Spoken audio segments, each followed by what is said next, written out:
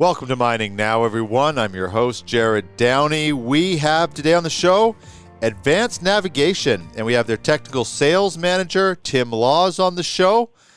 Tim, welcome. Thanks, mate. Appreciate your time. Where are we doing this interview? I'm doing it from Vancouver. Where are you based out of?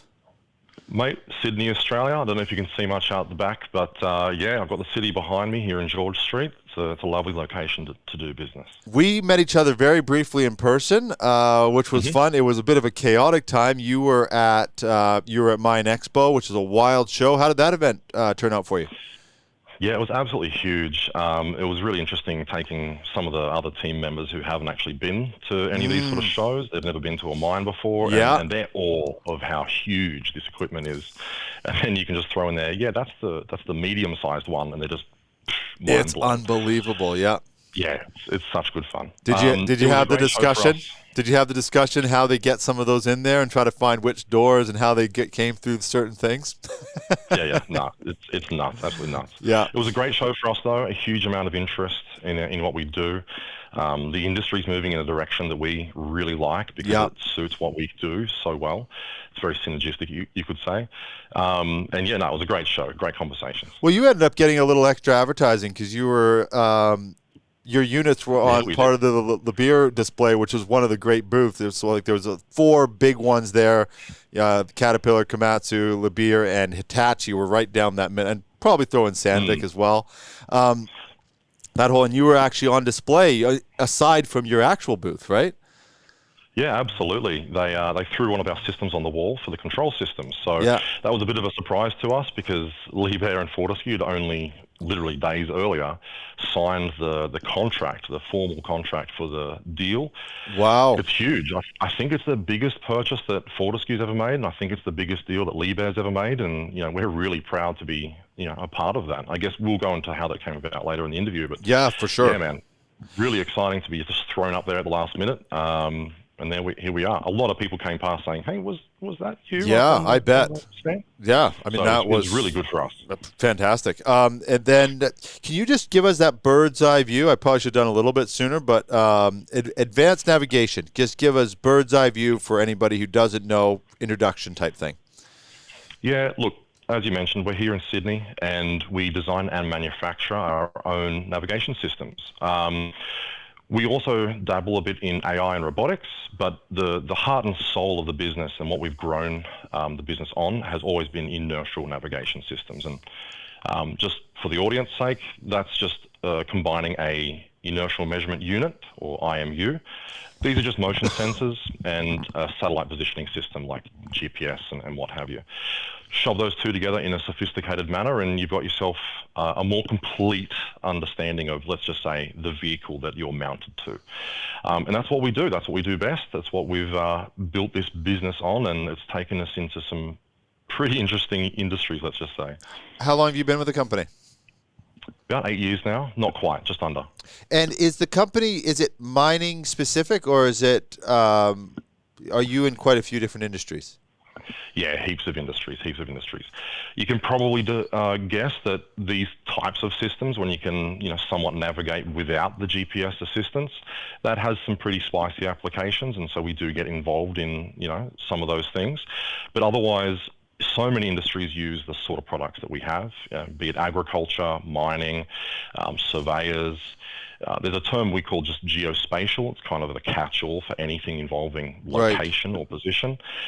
Yeah, any of those solutions involves a product like ours. So it's a good industry to be in. It's a huge growth industry, that's for sure. Right. And yeah, we like to think that we can do things a bit differently, a bit better, and that's proven out with a lot of the customers that we've attracted. What do you think it is just about the where do you see that competitive edge when you say we think we can do it better? Is there some specific things just as a company that you bring? Yeah, look, one of the things that made a name for us was an element of AI that we did implement in the earlier days. This just gave us an edge when we were using some just average performance sensors, and it allowed us to achieve a level of real world performance that wasn't really possible at the time without using some more sophisticated software. And we've kind of just grown on that from that point, right? And then as you add higher and higher performance hardware, you can start to attract larger and larger companies who need to do a lot more precise work, right? And then, you know, it's across the board though. We do things in a very sophisticated manner. We design everything here, so we have full control. Like, nothing goes into our products that we didn't exactly and explicitly want. And being so vertically integrated also means we control our costs. So I guess the catchphrase here that the industry loves to use is called swap C. It's size, weight, and power over cost. So we minimize that swap C. It just means that we're usually smaller, we're usually lighter, having lower power consumption, and because we have so much, you know, control of the costs, we're usually more economical as well. I don't want to use the word cheap, because we're not cheap, because cheap sounds tacky and low quality. It's just that if you do things more efficiently, you can reduce the cost for the customer. So that's what we do in a nutshell. And if we get on to talking about our higher end products later on, that'll sort of be borne out a little bit more clearly. Let's talk about our Heavy Industry World Tour, brought to you by Savona Equipment. Find, market, and sell surplus and used equipment. And FogMaker. Protect lives and vehicles with FogMaker fire suppression systems, because safety can never be a compromise. We are heading to events across North America and Australia and filming episodes on location. Email us at info@crownsman.com to be part of Crownsman's Heavy Industry World Tour. Petro-Canada Lubricants leads the charge with cutting-edge lubricants and greases tailored to deliver outstanding equipment protection under severe loads over extreme temperatures and environments. From surface to underground mining, their products ensure maximum uptime and savings, extending drain intervals and boosting productivity. With Petro-Canada Lubricants by your side, expect not just lubricants, but total solutions designed to keep your operation running efficiently and effectively, even in the toughest conditions. Learn more at petrocanadalubricants.com. SafeGauge specializes in innovative safety solutions, ensuring precision and reliability when conducting routine heavy vehicle maintenance. Their award-winning Safe Test range ensures workplace safety and efficiency. Their technology allows live testing to be completed up to 100 meters away, removing technicians from the line of fire and eliminating live work. SafeGauge. Work smart, stay safe. Visit safegauge.com today. CIM is Canada's leading technical institute dedicated to the sustainability of our industry. Members enjoy professional growth opportunities through CIM libraries, publications, webinars, societies, and the job board. Experience the CIM community firsthand at the Conference of Metallurgists, August 19th to 22nd, ICARD, September 16th to 20th, and the CIM Health and Safety Conference, October 6th to 8th. Visit CIM.org for more information and join CIM today. There's some products that you've pretty recently rolled out. Can you touch on any of those? I see the word mini in some of them. So of course that it's not usually a term used in mining though. No, exactly. Look, it's probably worth mentioning what exactly this thing is though. So yes, let's spend some time on it. Yeah, only because I don't want your audience to go, why are you using acronyms? So inertial navigation is just a combination of the motion sensors and the sat positioning systems, right? Right. Everyone knows what GPS is. Well, technically speaking, we use GNSS, which is not just the GPS satellite system. It's actually a lot of other ones. There's 4 major constellations out there. All that means is we have a lot more satellites to choose from at any given time. Makes it more available, more accurate, things like this. Okay. And then you have the inertial measurement unit, which is it's there to measure motion in 3 directions. So you need to be able to know what your acceleration is in all 3 dimensions, but you also need your rotation as well. Right. Otherwise, you can't tell, which way you're facing, which way you're going, what's your roll, what's your pitch, things like this. And so that's what we do. That's the core of our business, right? Now, we've always had a range of pretty good quality inertial navigation systems, but what we've just recently done is launched a next generation version of that core product range called Certus Mini. Now, there's a few things that are pretty important to note is that it's a ground up design. Like every single part of it was white sheet, blank paper from scratch. And that's allowed us to improve effectively every single little bit of the solution, right? But then we also did the same thing with the software. We've basically gone back to basics and completely redone all of that so that we can have a pretty comprehensive improvement. Now, it may not look that way in terms of spec, but what it means is the ability to manufacture it easily, at scale, do it efficiently, but also make sure the consistency is as high as it can possibly be. And then we've done something even further, and that's added a dual antenna version in the same form factor. So why is that important? Imagine you're trying to navigate around in your car, and then you stop. When you stop, how do you know which way you're facing? Well, you could use, let's say, magnetic north. Oh, that's fine. But then what if a huge truck pulls up and the system happened to be mounted on that side of the vehicle? Well, that huge truck is going to completely sway that magnetic north, and so you don't know which way you're actually facing anymore because of the magnetic interference around you.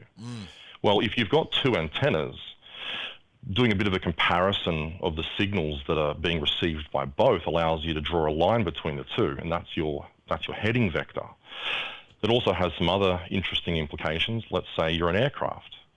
If you're trying to fight some crosswind, well, you don't actually go straight ahead. You're slipping through the sky. You have a bit of an angle that's different from the direction you're traveling in. So having those two antennas allows you to also know what that angle is. So you know not only which way you're going, but you know which way you're facing at all times. So this is really critical for a lot of the work that we do, especially when it involves, survey work, autonomy. Yeah, knowing the absolute, attitude of the vehicle is super critical. You can't do any sort of autonomous navigation without it. Who is Savona Equipment? Savona Equipment Limited is a buyer and seller of new, used, and refurbished industrial equipment with a focus on mining and construction. They find, market, and sell surplus and used equipment. Does the equipment need work? They can refurbish. Is there something you can't find? They source those hard-to-find items. Selling equipment? They buy, consign, and broker equipment and asset packages. Need equipment moved? Savona Equipment manages logistics for worldwide delivery.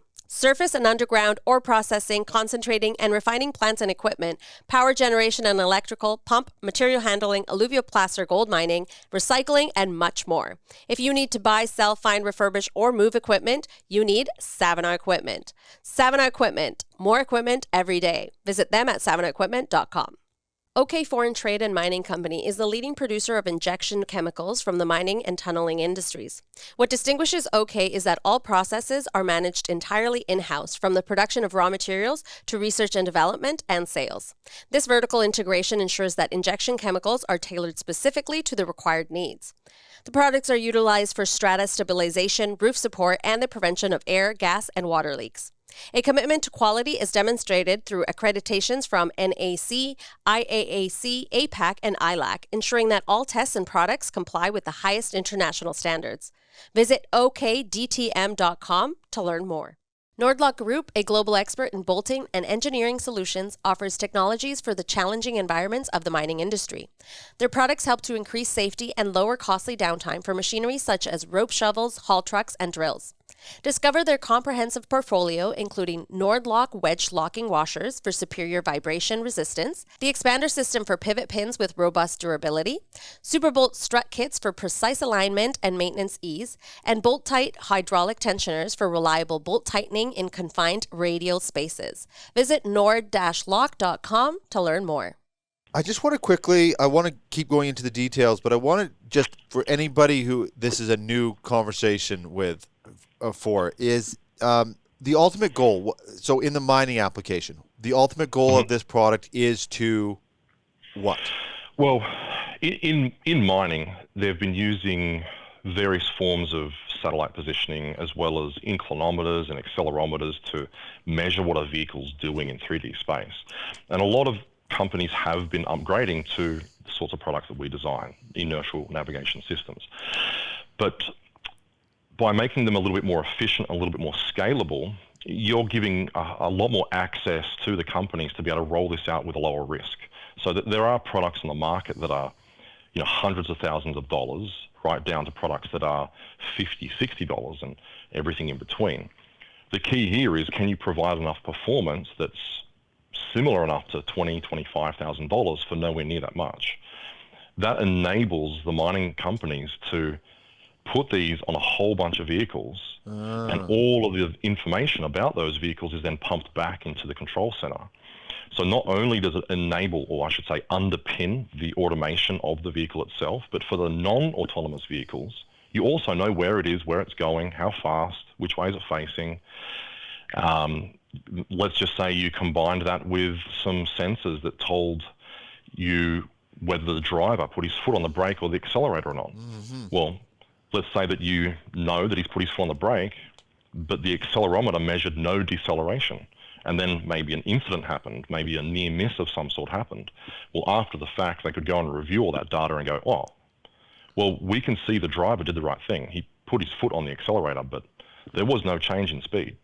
Something must have failed. Now, that's not a very common example. It's a bit silly, but it sort of illustrates that if you have all of the data, you can understand what's going on to a higher degree of detail. But if you take that even further, imagine you're a mine manager and you want to optimize almost everything you can on the mine. That's what they always are looking to do. If you have a virtual twin of pretty much everything that moves on your mine, you don't just use that information for your day-to-day decision making. Now you can make some strategic decisions over time that can pretty drastically improve yield and efficiencies, and improve safety, and even reduce maintenance.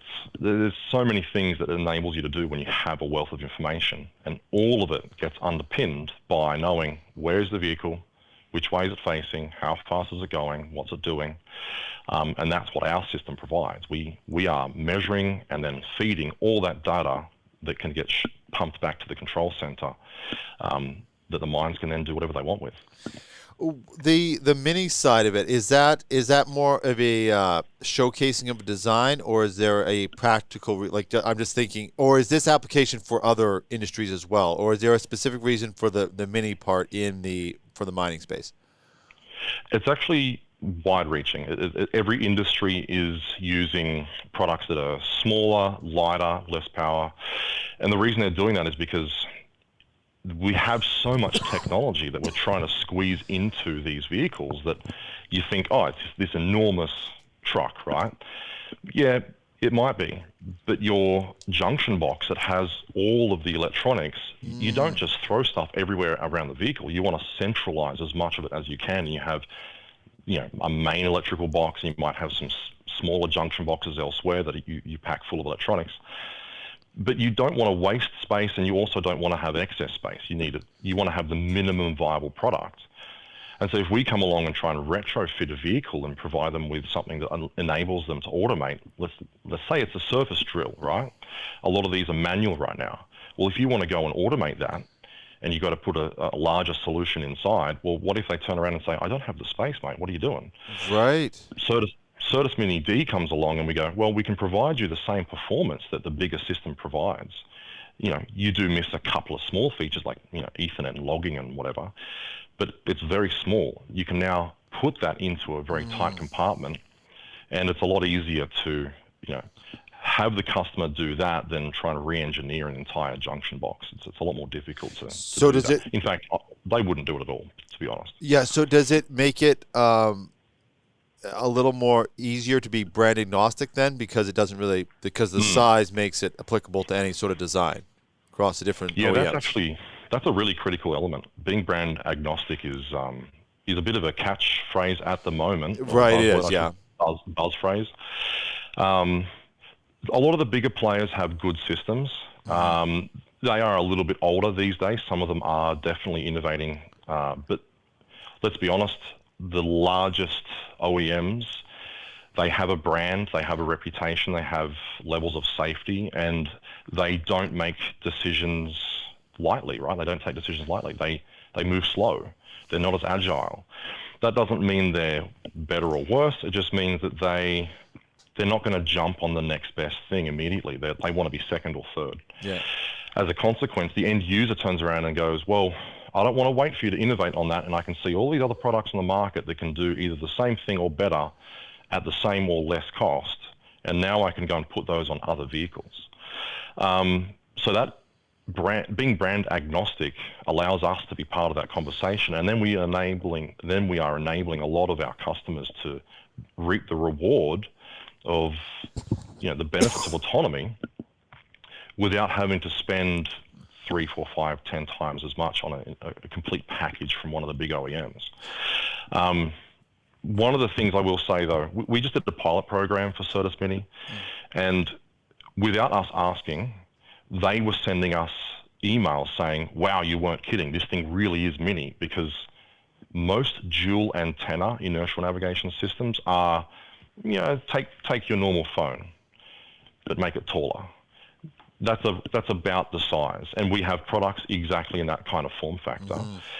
And this is not that at all. This is, I don't know, I wish I had one now. Yeah, I wish you had one. I mean, we'll bring it up. I did see a picture of someone on your website. There was a hand. I'll see if maybe our team can bring it up. Yeah, throw it up there. And it was, I mean, it's quite small. It was. I didn't realize in the pictures by itself how small it was until I saw a set of hands beside it. Right. Yeah. That's what customers were saying, and we didn't ask them to say that. They literally got the thing, opened the box, and decided to send me an email and go, dude, this thing is really small for a dual antenna. How did you do that? Well, that's what we do. Well, we've been talking about sort of on the ground vehicles. Is there? I saw weight and specs like that on your website as well. Is it drone applications? Is this applicable? Heaps. Okay. Yeah, heaps of them. Yeah, you can imagine. I sort of mentioned before the magnetometer issues. If you're on a drone, you've literally got 4, maybe 6 sources of inductive magnetic interference in the motors. They're the things that are keeping you in the air. So you can imagine that's hell for a magnetometer to deal with. It can be done, don't get me wrong, it can be done. It's not ideal though. So for the larger drones, you can throw a dual antenna system on there, and if it's this lightweight, all of a sudden we're not eating away at their flight time budget by making them carry a much larger payload, because weight just diminishes your flight time. So it is really critical for that, and it allows them to do a lot more with less, let's just say. Because if you're the surveyor, flight time is money. The longer you can stay in the air and capture that data, the more efficient you are, the more money you make. And that we're going to enable a pretty substantial improvement in that regard. Well, so I want to drill down into setups a little bit more. So which types of mining applications are we talking about here? We've obviously got the open pits, we've got the undergrounds, the processing part of it. Where are you sort of, you mentioned surveys, the exploration side. Where are you sort of seeing a lot of applications, or is it right across the board? Look, it is across the board, but not in the process area. So other than the process, because that's belt weighers, valving for pipes, slurries, all that sort of stuff. So we're not involved in that area. Okay. It's anything to do with location or attitude, so angles. Where am I on Earth? Which way am I facing? And how accurately do I need to know this information to do something useful? So let's go back to what we're doing with Fortescue and Liebherr. So the larger haul trucks, these are going to be autonomous.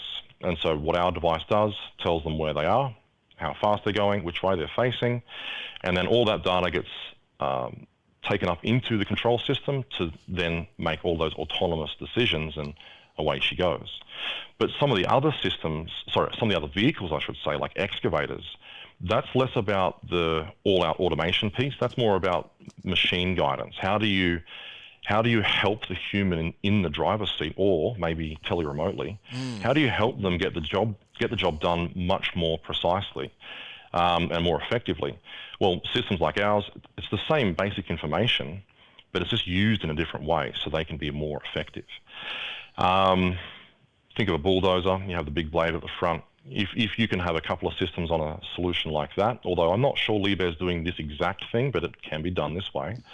You can have a system on the vehicle and a system on the blade, depending on the type of mining you're doing. And now you can actually do a comparison, and you can sort of cross-check your blade angle and your blade depth and whatnot to be more effective with how much material you can push around. So those are the sort of things, all the light vehicles as well, so your patrols, your Tritons, your Hiluxes on the mine, they're all getting a system too, but that comes back to that virtual twinning element I mentioned earlier. That's just visibility that allows them to know where everyone is, keep them safe, keep them efficient. And so that's all open pit or above ground. We do a bit underground though. I wasn't sure we were going to talk about this. Sorry, but, I just want to jump in quick before, because I want to get to the underground, but I want to just go Yeah. into the open pit for a second. So you've got your light vehicles, you've got your haul trucks and your loaders and everything that's there. Okay. Your system, let's say you put it on 100 units.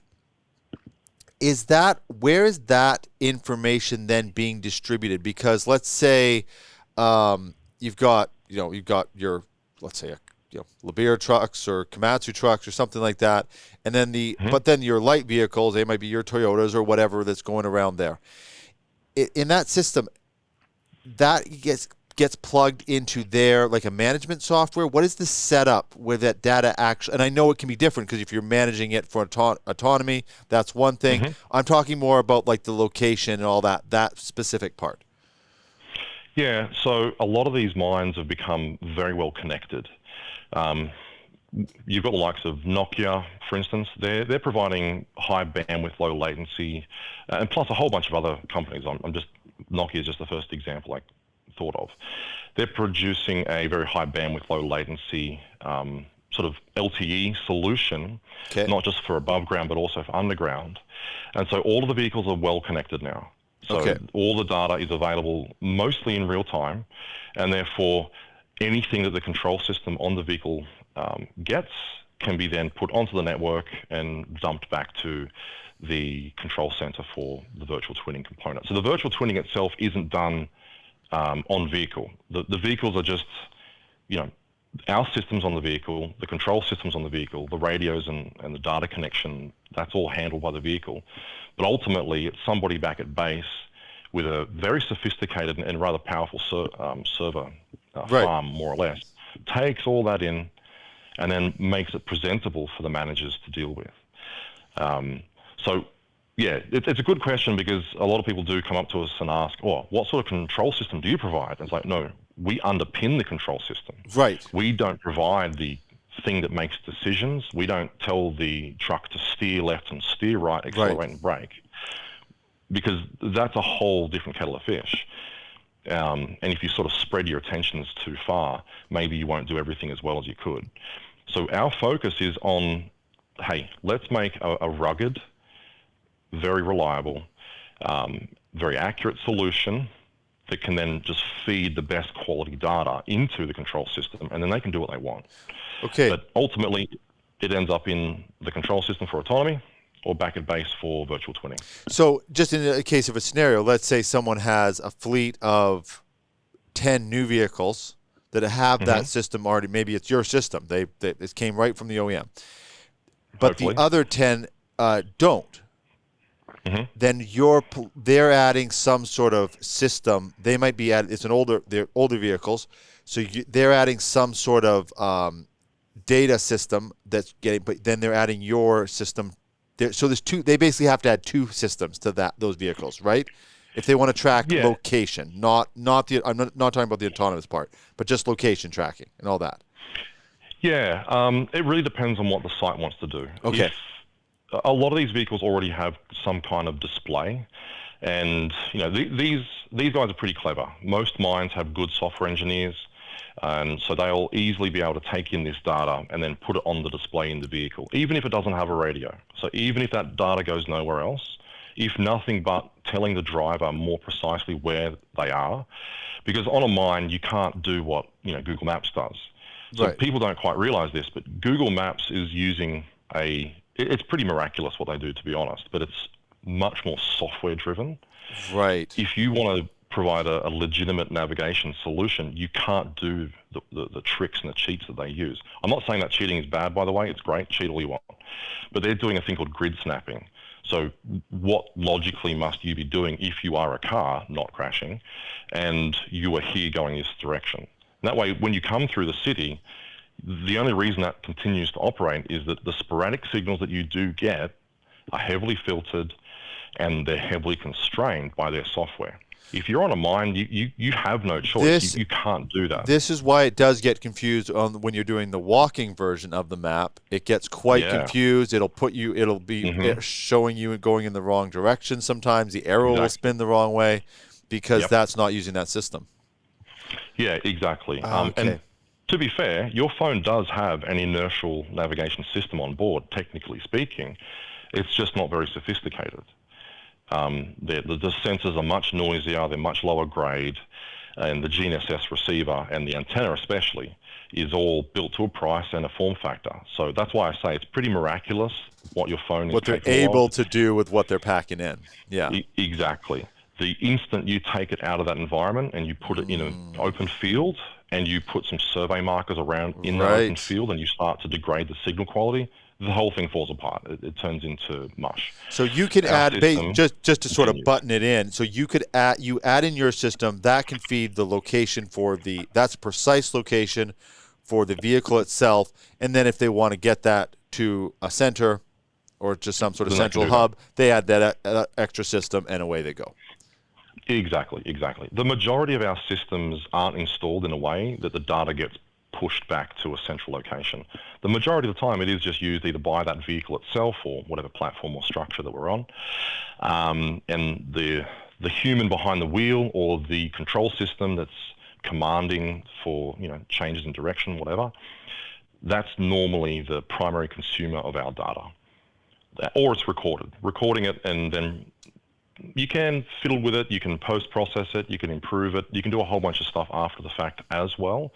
But yeah, the majority of the time, that's the more common way our systems are used. But in mining, the virtual twinning part, that's becoming vastly more popular. Yep. So there's definitely been a shift in the last 10 years towards having a far greater network of solutions on the vehicles for operator visibility or manager visibility, more likely. I pulled you in another direction because I wanted to talk a little more about the OPIT. You were going to talk about underground mining. Let's get back to that one. Yeah, underground's interesting. The automation that's occurring underground, a lot of the process engineers will scream at me for this, but we don't automate much underground. That is to say, in terms of vehicle control. We can do it, don't get me wrong, but there's automation and then there's truly automating something where you don't have people around or you don't need people around, and we're not there yet. As an industry, we don't have the capability to do that as of today. So I'll give you a couple of examples before I say how we're involved. There's a company, they provide a retrofittable solution. It uses LiDARs, basic IMU, and by scanning the surroundings, at both the front and the back of the vehicle, because cross-referencing this stuff is always really important, they can do a couple of things, and that is not hit the walls and then determine when they've arrived at the location they recognize. It doesn't need to do much more beyond that, because those vehicles are operating in an underground environment that is completely segregated from where anybody is going to be walking around, right? No people are ever going to be along those particular tunnels. That's a specific setup though. If you try to do the same thing in any old mine where you have a lot of people around, that doesn't work. The system has to be so incredibly precise and sophisticated in, the decision-making process, because there are many, many ways that a machine can interact with another machine or interact with another person. And if you don't have everything dialed in, that becomes, quite frankly, very dangerous. And so the only thing to do at that point is to stop. And if you stop, you might as well pack up and go home. So we need to incrementally work our way towards solving the hybrid mining environment. We're not there yet, but people are working on it. But that's going to require some pretty heavy advancements in terms of location and communication underground, because these two things are really, really difficult. So what do we do to help? Well, if we can sort of chunk this up and bite at it in smaller areas, you can assist the operators by just making them more efficient or solving their pain, because a lot of these operators get frustrated with some of the existing technologies that aren't precise enough, and therefore they have to redo certain things, or it takes longer to achieve whatever task they've been given. For example, let's just say that you're starting up in a mine and it's a room and pillar environment. All that means is you're using continuous miners to mine tunnels in a grid pattern, but you leave enough material behind to form a pillar, and that pillar is what's keeping the roof from caving in on you. What you want in that situation is to be pretty precise with how accurately your cross cuts are. So your grid, you want it to be nice and square. You want 90-degree angles. And then when you finish up and you go back to nibble at those columns to get as much yield out of that mine as possible, you want to be accurate. If you're not, you may prematurely knock that column out, and that brings it onto your head, that brings the roof onto your head. Now, the remote operators, don't get me wrong, they're not there. They're back a little bit, tele-remoting in. But you want to do this as precisely as possible, and the solutions that allow them to achieve the accuracy that's being desired, they're really expensive. So that's where we've designed a solution that's a lot more scalable. In fact, we're a sovereign manufacturer of this technology now. We're the only guys in Australia that can do it, and that is we've designed our own fiber optic gyroscope-based inertial navigation system. So to give you an idea of what that means, the Certus Mini and then the big brother Certus that we're using with Fortescue, these are based on a solid-state technology called MEMS, Micro Electromechanical Systems. I don't want to dive down that rabbit hole too far, but basically it's a proof mass that can only move in one dimension. So if it wants to go backwards and forwards and you hit it sideways, it doesn't care. It's not doing anything.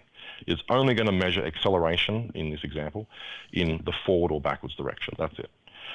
And then that provides an output that you then take into the other control elements, and then we do things with that signal to provide some intelligent information to the user. So that's the accelerometer.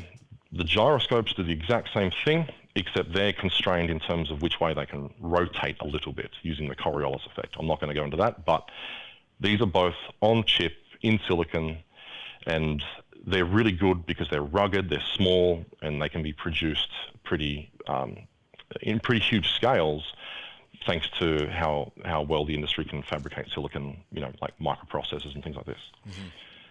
A fiber optic gyroscope is very different. So to measure the rotation with the MEMS, like I said, it's still a proof mass in silicon, and when it turns, some of those forces can be measured. A fiber optic gyroscope is quite different. Light doesn't change speed no matter what you do to it. Unless you pass it through a different medium, it is going to hold its speed, and it doesn't care what you do. Even if you send that light into some fiber and then move that fiber, you don't change the speed. It still arrives at the other end at the same time it would have otherwise. Okay, cool. Well, we can leverage that. Let's just say we sent a pulse of light into a device that splits it perfectly in two. And then we send that into two ends of a long coil. It's one coil, the same coil. The light goes through the coil, passes by each other, that doesn't interfere, comes back, recombines, and then we sense what comes back. If nothing moved, if nothing rotated, what we sent is what we get back. So, okay, all good.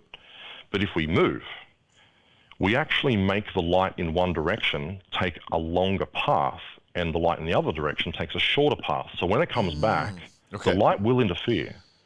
And when it interferes, we can measure the pattern and determine the direction and the amount of rotation that occurred whilst that light was in the coil going around and around and around. And these are long coils, right? There's kilometers of fiber in one of these solutions.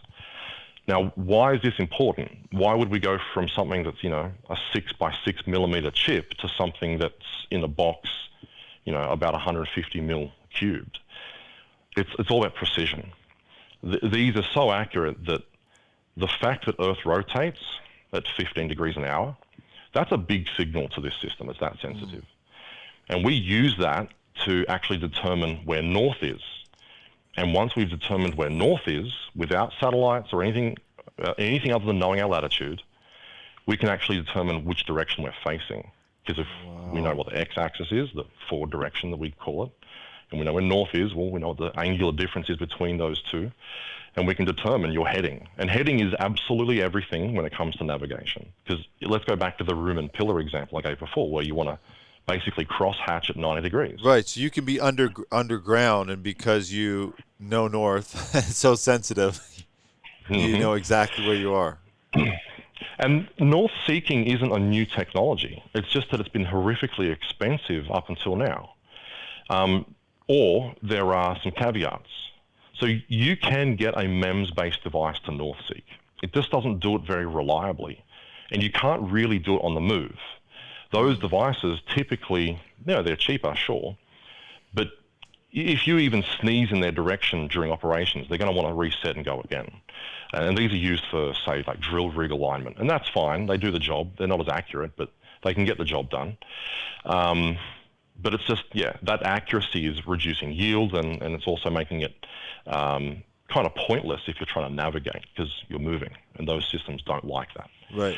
So if you can make a fiber optic gyroscope-based system that's rugged, and also this sensitive, and it doesn't really care that you're moving around, well, all of a sudden now you can navigate underground, or at least begin to. And so now we know the heading, and so we know that we've gone, let's say we went perfectly north for all of the main cuts into this mine. Well, it's pretty easy then to take a 90-degree angle and then cut across that and be pretty confident, not very confident actually, you can be very confident that you're at 90 degrees and effectively carving out the room and pillar architecture that was designed. But if we can do that at a more scalable price, all of a sudden there's a huge cost benefit, or you can apply that to more vehicles without, costing an arm and a leg. Right. So that's what we've done. We've gone and taken this pretty crazy technology, and admittedly it's been around for a decade or two now, that is north-seeking. But we've engineered this to be so much smaller, lighter, and easier to produce that we can bring that cost down, and all of a sudden, all of the hassle in going with the larger solution, because it's not just cost either, there's export control issues around that. Well, now we've eased access. We've made it available. And so that product's called Boreas, by the way. So if anybody wants to look on the website, look up Boreas. There's a 70 and a 90 version of this, just two different performance levels. Okay, we'll make sure to bring that up too when we first started that conversation. We'll bring that up on that as well. And that's been a really big deal for us because it's enabled not just to tackle a whole bunch of applications that have a lot of satellite interruptions, but also completely GPS denied environments. So if you don't have any position whatsoever, or you had a position and then you drive into an environment where now you don't, you need this level of performance. You really can't do much else in an unknown, unmapped environment if you can't north-seek and measure the changes in angle over time such that you can go, okay, I was here, I was going this fast in this direction, and now at this next time point, I've just measured a bit of rotation, a bit of acceleration, add that together. Okay, now I'm here. Now do that again, and now do that again. And you just keep on stepping in time by measuring how much acceleration and rotation the vehicle experienced. And that's called dead reckoning. That's navigation via dead reckoning. So that's a lot of what we do. I won't really talk about the defense side of the business, but it's a big part of our revenue. We work strongly with the Australian defence industry and international partners as well. And so that capability has put us on the radar with those guys, and that pedigree has enabled us to also tackle some really tough mining environments. Because if you can imagine, if you're bouncing through a desert in a tracked vehicle, you're pretty safe to be on a mining truck as well. Right. Yeah, it's incredible stuff.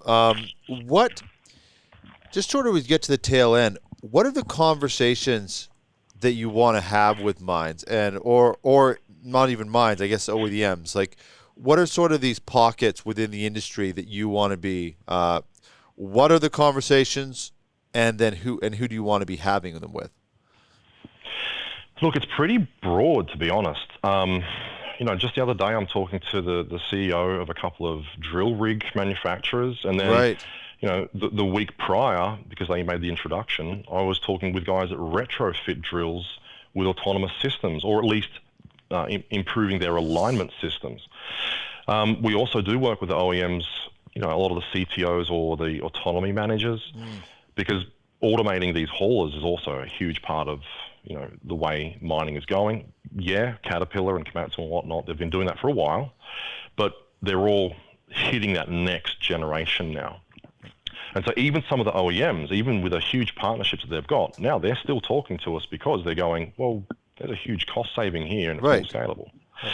And so there's that piece, but there's also a bunch of new technologies that I can't even talk about today that we're bringing to market to solve even more of the issues that are being faced underground, that dramatically improve some of the limitations that these systems have, because nothing's perfect, right? If it was perfect, we have no reason to exist. If anything could be done perfectly, that's magic, and we can't do magic. It seems like that sometimes, but we're not. It seems to get really close every now and then. Yeah, it gets quite. But basically, you often want to combine technologies. We don't want to go ahead and replace a bunch of technologies. No, we want to augment existing systems, leverage whatever data sources we have, fuse them together in a really sophisticated manner to make something great.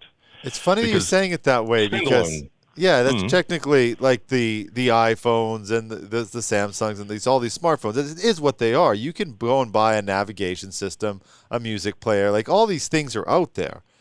They've just combined it into this unbelievable thing. And like you said, if it's, the navigation system on your phone, if you're doing an off-road, it might not be on there, that it won't work. Then you do have to go back to one of those old school ones that you download the maps into and all that sort of thing. It gets out of date as soon as you're outside of its sort of parameters.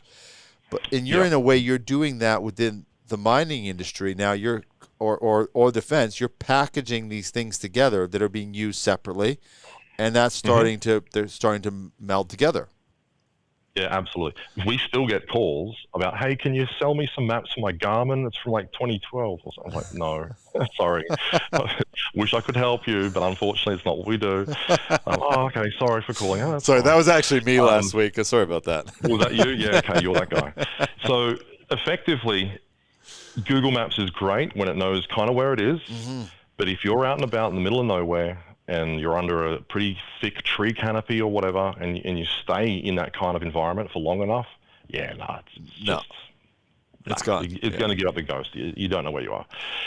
These systems that we provide, they give you some holdover, you could say. We can stave off the drift, the error that increases because they're over time. Based on the hold back. They're based on the location. They're not sort of filtering it and then giving you a version of it. You're actually pulling the actual locations. Yeah. We're not grid snapping, I think, is the key there. We're not just going, hey, that's a road. You're going in this direction. You must be on that side of the road. Right. Let me use an example. You're driving past a wall, and that wall happens to be a rather good reflector of GPS signals. This is called multipath. So now the antenna is receiving the same signal, twice, but they're separated in time. It's so funny you're so funny you're saying about that, because I've thought about that thing, but I go, no, that's dumb. That's not how that works. And now you're saying it's exact. It's one of these thoughts that I've had. I'm like, well, what happens when it hits that? But I go, no. Exactly. Okay, well, there you go. Well, the system has a hard time now because it's going, hang on, is it the first or the second one? Because what if there's a bit of a lensing effect off that wall? Then the signal coming in is stronger. Now, most of the time they're smart enough to go, what hit me first is the real one. But if it's so fractionally different, it just muddies up the solution, and it can be just enough. Because keep in mind, we're talking about really precise timing here. Like the satellites have atomic clocks for a reason. The whole thing is based on time. People think, it's positioning systems. You're sending the data that's your location from the satellite. No. It's telling you where it is. It's telling you what its time is. But what's really happening is you're measuring the time of flight of that signal from multiple satellites, and then just drawing circles on the ground. And where they intersect is where you are. But those circles basically represent, hey, if a satellite was here, and the time of flight was X, well, then I could be anywhere on this circle where the time of flight was X. And that's a huge circle, by the way. It's pretty big. And so, that's why you need 4 satellites. You need 3 to intersect to get your horizontal position, and the 4th one intersects to give you your altitude. You can run systems with fewer, as long as you had a decent fix to start with, but we won't go into that. But yeah, look, back to the multipath thing. If your phone gets into a multipath environment like that, it really struggles. It does not know how to deal with it very well, and that's why you see it jumping around in the city. Yeah. When you have motion sensors on board, you're basically sanity checking what that position wandering is doing from the GPS receiver. And so it's like, hey, I'm 10 meters to the left. Did I see an acceleration that teleported me 10 meters to the left? It's like, well, no, you didn't. And therefore, let's not move there. So what we output isn't reflecting the receiver's output had you not implemented an inertial measurement unit like we do. And that's why GPS alone, although it was amazing, and we are standing on the shoulders of giants, it's a great solution, but it does struggle. As soon as you get an interruption of some description, it's going to increase your errors or fail completely until it can get a good signal lock. We come along, add some motion sensors, and by doing that a little bit better than our competitors and more economically, we can give you a much better solution. Do you just to jump ahead, and I've asked this question before, and I've gotten different versions of answers and also quite a few non-answers, but I feel like you might actually have an opinion on, not a prediction, but an opinion. 5 years from now. Always an opinion, mate. Come on. I feel like we could add a beer to this conversation at this point. It would get a lot more interesting. So absolutely. Let's say 5 years from now, with what you're talking about, when we talk about autonomous mining, there are still some gaps. Do you truly see this?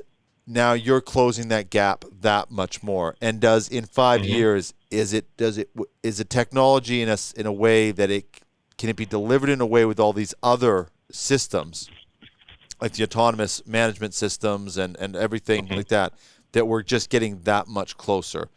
That this sort of pivotal part where now the location is the location and it's precise, even in an underground mine.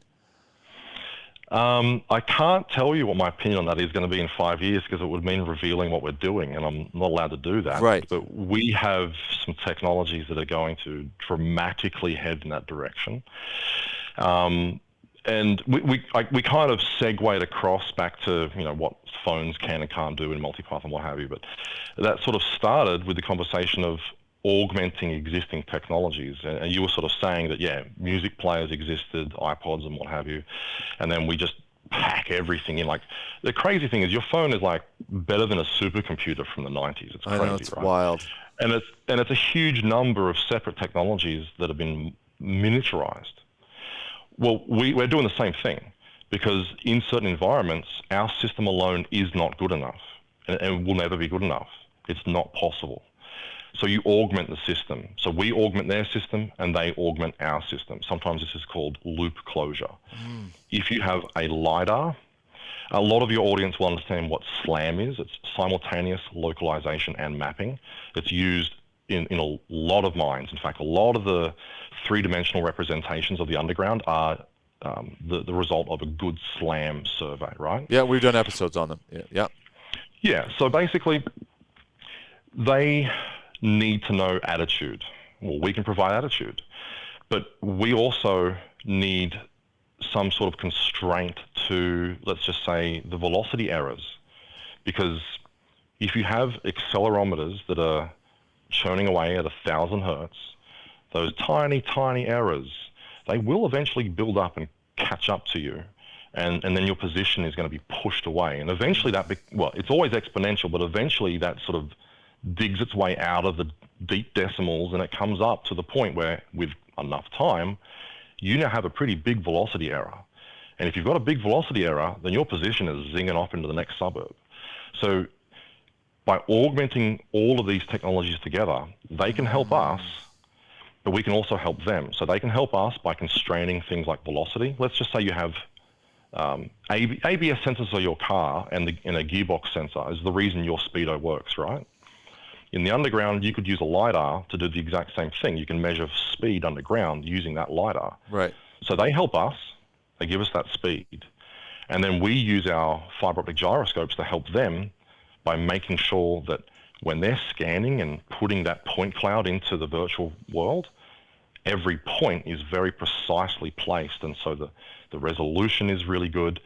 The way it represents the physical reality is far more accurate when they have very good attitude information. So it's very mutually beneficial to actually come in, say, hey, you've got this great survey vehicle, you're kind of struggling with that inertial system, and we can come along and provide a good north-seeking gyro-based solution that just comes along and partners perfectly with it. Now, I've said a few things, and everybody internally here is going to know exactly what I'm talking about. Yeah. But effectively, we're going to have a different take on that for the velocity piece, and it's going to be game-changing. I know people say that a lot. I'm not going to use the word disruption, although now I have. But it's going to be big, and it's going to make a big difference to mining. But it's got to start somewhere, and you need to have a very strong inertial navigation system underpinning all of this. So as good as the upcoming tech might be, it does require, in order to navigate, it does require a very good inertial navigation system. And so we're marrying the two together, and it's going to be good. Yeah, and I think that's something. I was just going to say, I think that is something people do lose with technology. They think things are, you said standing on the shoulder of giants. If you drill down to the technology, you see that there's a lot of these things have, the technology may have been around for 30 years. It's just gotten, they've calibrated for specific applications, but there's also an element of, like you're saying, it doesn't need to be as big because we're only using this part of the technology, so we can shrink it down. And then that's what makes it seem so incredible to the user. But for the person, and I'm not one of those people, but for the people that understand it, they go, oh, yeah, this is just using that part of this bigger technology because that's all it's needed for this. In some way, I take a different take on that. Sorry. I have a different take on that. Good, yeah. We just make all of it smaller. So we've just packed just more into the same space. So you kind of, although the industry sells, as in the wider industry, we don't necessarily do that frequently, but there is a big industry for just selling one gyroscope, so a single axis gyroscope. Right. So you can put this on something and it will only measure rotation in one axis and you're done. That's it. But our systems have 3 axes because there's 3 dimensions in our physical reality. We want to measure everything so that we can put you in 3D space accurately. But what we've done is we've taken things that normally require a box that's like this big. I don't know if you can see it on camera. Yeah. You know, say a shoebox, yeah? And we've packed that level of performance into a box that has the largest dimension of 160 millimeters and the shortest dimension of like 130. And so that's the really crazy part about it, because instead of launching into this with a 20 kilogram solution that is $250,000 and, you know, is ITAR controlled from the States, we can come along and it's a quarter of the cost or less sometimes with similar enough performance in a box that's 2.8 kilos. So it's almost an order of magnitude lighter. And yeah, in mining, not a big deal, but you mentioned the drones. Well, imagine you've got a bigger drone. You can't put a 20 kilo INF on that thing. Well, we just did drone episodes. So yeah, it's very relevant. Yeah. We just did those episodes. Yeah, absolutely. His payload is everything. Yeah. But we can put a strategic grade inertial system on a drone like that now. And it doesn't have to be for defense. It could just be for some ultra high end or high altitude survey, and voila. Well, the scanning they're doing with drones in mining. Like I said, we just did a mining now episode. We did 3.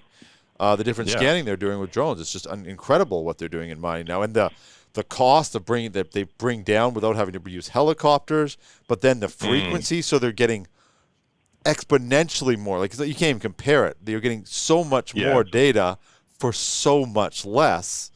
You know, the company, huge. I won't name names, you go check the episodes out, but they had I think they've got 100 pilots now on the mine. It's just bizarre. Or more. Yeah. Or more. The crazy thing is that it doesn't just have to be a LiDAR scanner. They're using what's called a hyperspectral. They might use a pair of cameras to do stereoscopic imaging, so you can get sort of depth perception. Yep. And then fuse all that together in one amalgamation of the view of the 3D world around you in such exquisite detail. It's incredible. It's unbelievable. Almost, yeah, it's like playing a computer game with photorealism turned on to the max. It's awesome. But if we want to step back to what does that look like in 5 years, well, the reality is it's not certain at this point. I mean, nothing can be. And I'm saying that a bit more precisely because there's a few directions the industry could go in. And it may get stalled with one of these pillars that we can't solve for just yet. What if comms are not solvable underground sufficiently that everything knows where everything else is at all times? Like mesh networking, for instance, is a really big driver of that part of it. But the localization part also needs to catch up. We don't have systems accurate enough and reliable enough or scalable enough today, although that's what we're trying to achieve, to really hammer that hybrid mining environment where there's a lot of autonomy going on. Because it's going to take one accident, and it'll be the accident that completely puts the brakes on this thing. And so let's just not have that accident. Let's solve for these challenges and really flesh it out and really nail the performance of these solutions before we even attempt. And obviously the mines are going to do that, right? But if it doesn't appear as though we can do that in a cost-efficient manner, then we might not. Because you have to service these vehicles. They don't run forever. They need maintenance. Yep. You have to manage the water feeds and the electrical feeds into the continuous miners. You can't have these things backing up over those auxiliary inputs. That's catastrophic. That shuts you down. And so right now people are involved. How do we solve for that? I don't know. I don't know the answer. Yeah, but what we can do is we can start by letting people know where they are. Where they are, yeah. Where they are as accurately as possible, which way they're facing as accurately as possible, and make that available in real time. It's then again, the next technology we're doing though, mate, is yeah, it's spicy. I'm getting looks at from people in the background. I know everybody's getting worried. I'm not going to say it. No, I won't push good. it. You made me think about it. You are saying a version of though is knowledge is power. Once you have that knowledge, then the technology follows and expands from there. So the more accurate, the more knowledge you have of where that vehicle is, now that opens up for the next person that's going to bring in something new, whether it's you or someone else, to then do that. I have to ask you one question before you go. What is your R&D team like? Because I am thinking there's some. That must be a wild place. Man, it's a madhouse.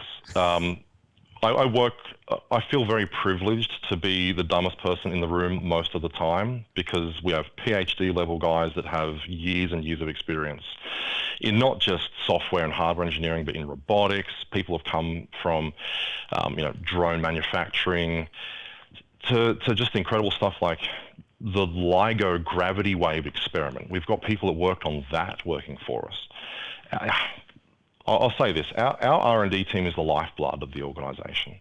We try and pump as much money into R&D at the end of every year as often as possible. We go for as many government grants as we possibly can simply to feed the beast. Yep. Because if you don't innovate, you don't go anywhere, obviously. But in this industry, it's really difficult. Like we're touching on the boundary of the understood physics on a number of levels now, and so we have to figure this stuff out. We're sometimes, I hope I don't talk out of turn here, but we sometimes have to have conversations with the component suppliers and say, "Hey, have you noticed this effect under these conditions?" And they're like, "No, we don't measure that accurately," and we're talking a really precise component, and we're like telling them, well, yeah, this effect is real, here's the data. And so yeah, our R&D team are amazing, it's an absolute privilege to have worked with so many phenomenal people for this long, and I really mean that. I'm being very genuine right now. I can tell. It's that's the thing. I wanted to bring it up because I figured this team must be this is wild, wild it's stuff. Pretty incredible. Most of us are engineers as well, even guys in the sales team. I did mechanical engineering at uni, but I've never done anything with that. But to have at least some background, of just to speak the language or be able to learn how to take in the language, Exactly, and then still feel like you're absolutely the moron on a daily basis is a lot of fun, because I can just sponge up all of this information, and learning is a lot of fun. People underestimate how much fun and how satisfying it is to learn new things all the time, but you definitely do that here. That is for sure. Well, I interview brilliant people for a living, so it's I don't often get to be the smartest person in the room, but Mate, you get used to you're it. Joe Rogan. So, Tim, awesome to talk to you.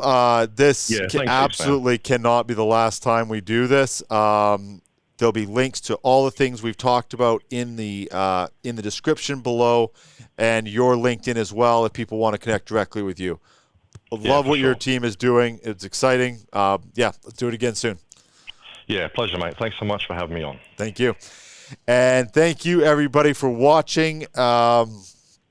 Another episode where I do not get to be the smartest person in the room, but if you're a fan of the show, you are used to that. So thank you, and we will see you on the make sure to follow, subscribe, and connect with me directly on my link. My LinkedIn will be in the description below as well if you want to reach out. Thank you, everybody. We'll see you on the next episode of Mining Now.